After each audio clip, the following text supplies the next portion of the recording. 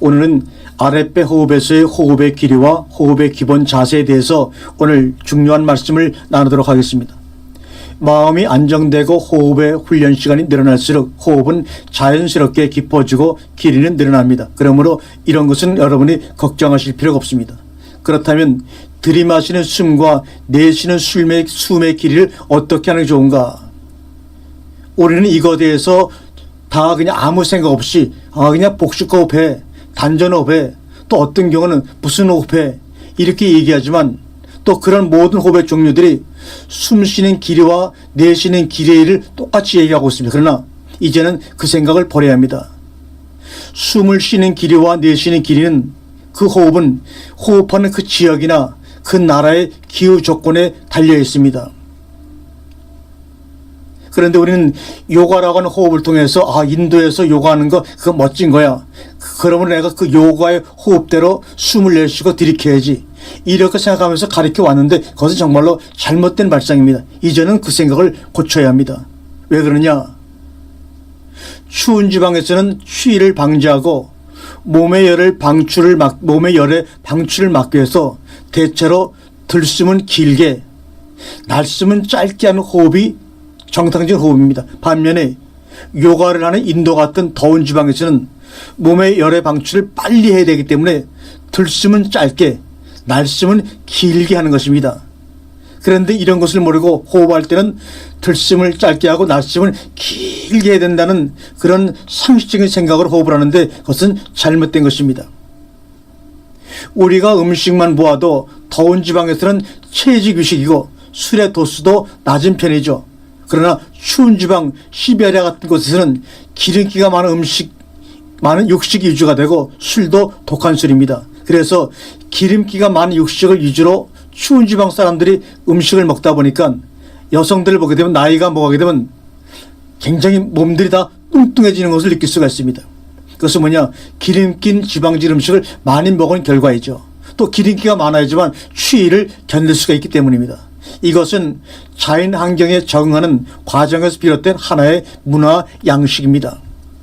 우리나라처럼 온대지방에서는 들숨과 날숨의 길이를 어느 것을 길게 알고 어느 것을 짧게 할 필요가 없습니다. 온대지방에서는 추위를 피하고 더위를 피할 필요가 없이 온대지방에서는 들숨과 날숨의 길이를 같게 해야 합니다. 만약에 때로는 너무나 추위가 와서 추운 경우에 우리가 호흡을 할 때는 아까 말한 대로 들숨은 길게, 날숨은 짧게 하는 경우도 필요합니다. 우리가 열대나 한대지방의 방식으로 호흡을 하면 어떻게 될까요? 온대지방에서 날숨을 길게 하면 몸에서 내뿜는 탈기 현상이 일으켜 기력이 떨어지고 잔병이 많아집니다. 반대로 초보자가 들숨을 지나치게 길게 하고 날숨을 짧게 하면 혈압이 오르고 가슴에 답답증이 생기는 경우가 많습니다. 이와 같이 자연의 이치에 따라 물을 흘러가듯 자연의 법칙을 거역한 일이 없이 사는 삶이야말로 가장 건강하고 풍요롭게 사는 길입니다. 이처럼 우리의 호흡 역시 그 나라의 기후와 풍토, 문화와 밀접한 관계가 있음을 명심하셔야 합니다. 음식과 마찬가지로 우리 실정에 맞는 신토부리 호흡법을 행해야 부작용이 없이 원래의 목적을 달성할 수 있는 것입니다. 그러므로 우리가 흔히 유행되는 요가 호흡이니 내호흡이니 무슨 호흡이니 그런 데 신경을 쓰지 말고 우리 실정에 맞는 신토부리 아랫배 호흡이 우리 온 사람들의 마음속에 찾아 들어가서 그 호흡으로 말미암아 모든 사람들이 건강을 회복하고 마음을 부드럽게 하는 마음의 회복 운동이 일어나기를 바라서 이 강좌를 준비하게 된 것입니다. 아랫배 호흡의 기본 자세는 어떻게 되는 것인가? 우리가 무슨 일을 하든 자세를 바로잡는 일은 심신에 영향을 준다는 사실은 이미 우리들이 알고 있는 기본 사실입니다. 몸의 자세와 마음과는 밀접한 관계가 있습니다.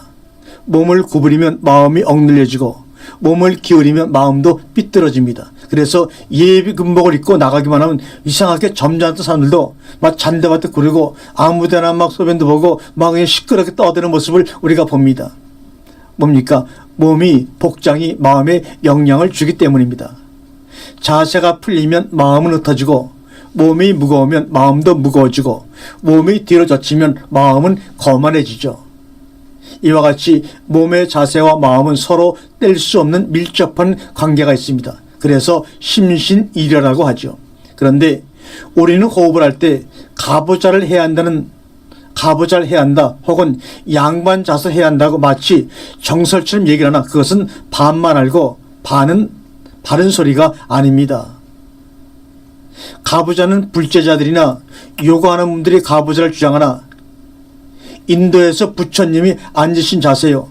인도인들이 명상할 때나 쉴 때 주로 하는 자세이기도 합니다. 바로 가부좌나 정자가 말이죠. 즉 우리보다는 인도인들에게 어울리는 자세입니다. 그 이유는 그들은 너무나 더운 나라에 살기 때문에 돌아다니면 안 됩니다. 최대한 그늘에 앉아 있어야 합니다. 또 햇빛에 앉아 있으면 안 됩니다. 그늘에 앉아 있어야 합니다. 그래서 인도인들은 오랫동안 앉아 있어야 훌륭한 사람이라고 평가를 하고 있습니다. 가부좌는 오랫동안 앉아 있기에 가장 편한 자세이지 그 이상 그 이하도 아닙니다. 그래서 인도인들의 가부좌 자세가 불교와 요가를 통해 전해지면서 호흡의 자세로도 그대로 쓰여지게 된 것이지 다른 뜻은 없는 것입니다. 또한 인도인들은 우리와 체질이 전혀 다릅니다. 인도인들은 더운 날씨에 살기에 오랫동안 앉아 있으라고 상체보다 하체가 깁니다. 근데 우리는 하체가 짧은데 그렇게 가부좌 들고 정자를 하면서 호흡을 할 필요가 없는 것입니다. 그래서 조금만 노력을 해 가부좌를 틀면 몸의 균형이 잡혀 한평생 앉아 있어도 불편하지 않은 것이 바로 인도인들의 체질입니다. 그런데 그런 것은 무시하고 알지도 못하고 우리나라 사람들은 오랫동안 앉아 있으려면 하체가 짧아 엉덩이 밑으로 약 3, 4cm 정도 몸과 높이를 고여줘야 합니다. 그래야 척추가 무리가 가지 않지요. 그러므로 호흡을 할 때 가부좌 자세가 맞다고 주장하는 것은 100% 맞는 이론이 아닙니다. 우리가 호흡하는 것은 오랫동안 앉아 있으려고 하는 것이 아니기 때문에 호흡하기에 자신에게 편한 자세를 유지하면 되는 것입니다. 그리고 또 하나 양발을 개고 하는 양반 자세가 있습니다. 양발은 어른들만 없으면 양발을 개고 앉아야 한다. 그래야 지체가 높아 보인다고 얘기합니다. 그래야 뼈대가 있는 양반이라고 조선시대에 생긴 이론입니다. 이것은 호흡과는 전혀 상관이 없이 유래된 자세입니다. 이제 아시겠습니까? 그러므로 호흡을 할 때 가부좌를 하던 꿇어 앉던 의자에 앉던 정자만 하면 오래 있어도 상관이 없습니다. 그러나 이런 자세로 오래 있으려면 조건이 있습니다. 명상을 하거나 해탈을 해야 합니다. 그러나 호흡은 인생의 고민을 해결하기 위해서 하는 명상이나 고행, 해탈이 아닙니다.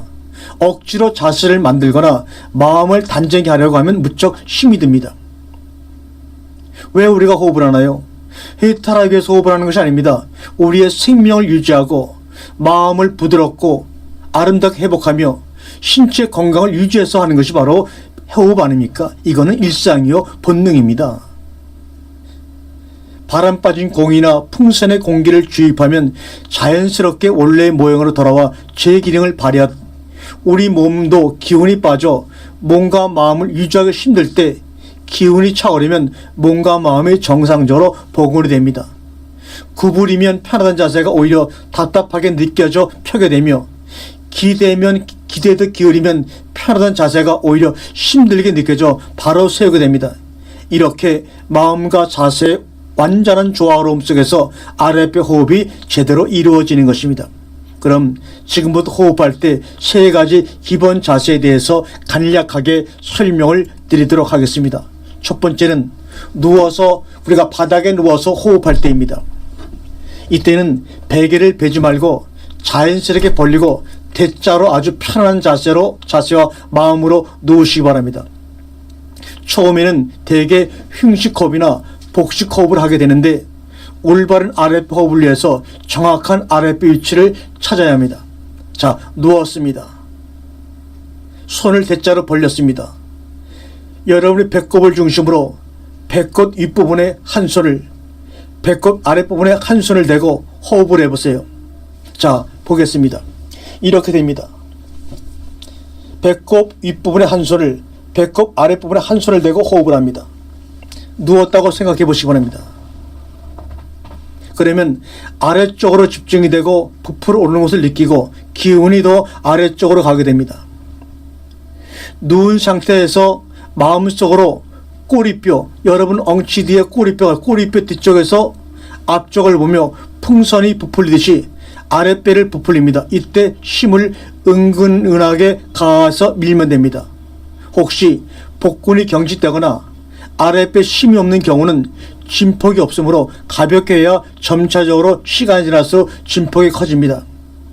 이것을 제대로 하면 허리에는 힘이 오지 않고 대퇴부 부분에 힘이 오게 되며 때로는 발끝까지 힘이 가는 것이 느껴집니다. 이때 뒷심이 생기는 것입니다.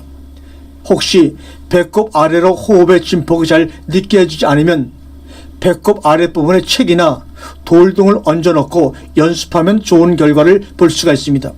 이때 주의할 것은 힘을 너무 가하면 복근에 통증이 오거나 어깨가 아픈데 이것은 아랫배를 부풀리지 않고 힘으로만 해서 그렇습니다.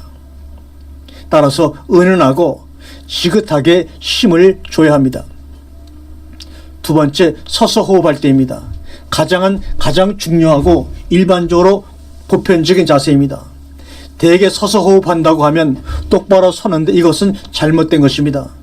똑바로 서면 상체에 힘이 오고 배꼽 윗부분과 오목가슴 쪽에 힘이 오게 되며 허리에도 힘이 오게 됩니다. 상체에 힘이 오게 되면 마음에 힘이 오는 그곳에 걸려 아랫배까지 가라앉을 수가 없습니다.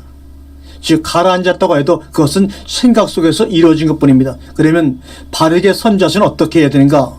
우선 몸의 중심을 앞발 쪽에 60% 내지 70%를 주고 섭니다. 그리고 상체를 5도씨 정도 약간 앞으로 기웁니다. 이 각도는 머리 위 바로 백회, 여기가 백회입니다.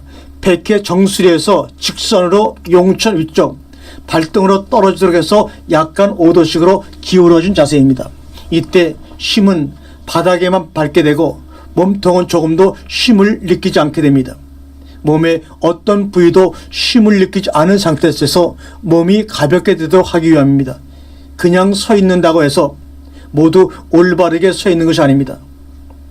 상체가 너무나 많이 기울어도 가슴 부분에 힘이 가므로 주의를 하고 무리가 가지 않을 때 마음이 가라앉을 수 있다는 것을 명심하시기 바랍니다. 이렇게 선 자세가 누워있는 것처럼 편안한 상태가 되었을 때 배꼽 위와 오목 가슴에 힘이 가지 않습니다. 물론 허리에도 힘이 가지 않습니다.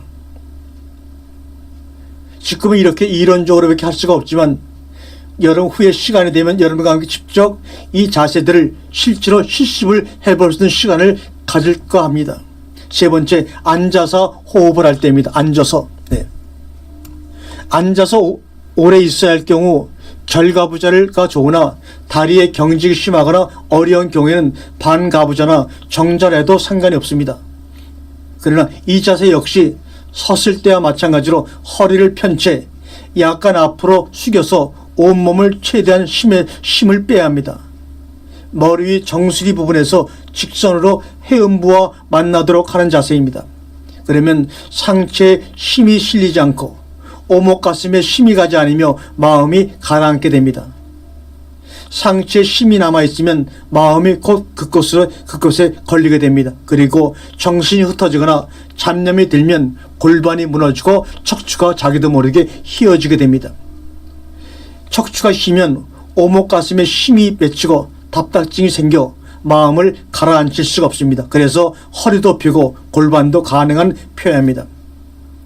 아랫배 호흡의 과정은 누운 자세로 약 일주일, 서서 일주일, 앉아서 일주일 정도 하게 됩니다.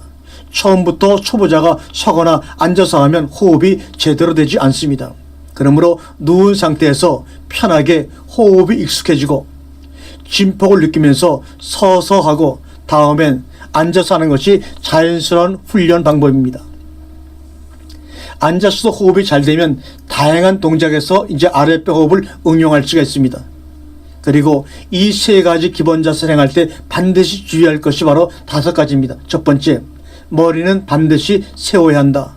두 번째, 허리를 가능하면 최대한 평평하고 편하게 해야 한다. 세 번째, 상체를 뒤로 젖힐 때도 가능하면 허리를 편 상태로 해야 한다. 네 번째, 반드시 무릎을 펴야 한다. 다섯 번째, 무게의 중심은 발의 앞부분에 둬야 한다. 이런 점을 명심하고 한번 우선 누운 자세로 호흡을 시작해보는 기를 바랍니다. 우리가 다음 시간에는 아랫배 호흡에 관한 궁금한 점들을 질문하신 것을 제가 답하는 방식으로 강의를 이어나가도록 하겠습니다.